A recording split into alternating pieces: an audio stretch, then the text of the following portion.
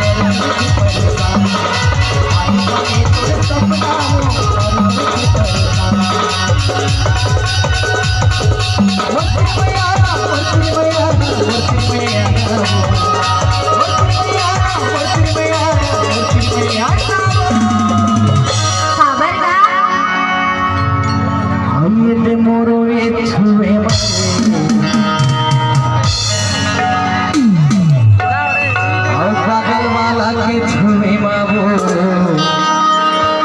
कैसे लगे।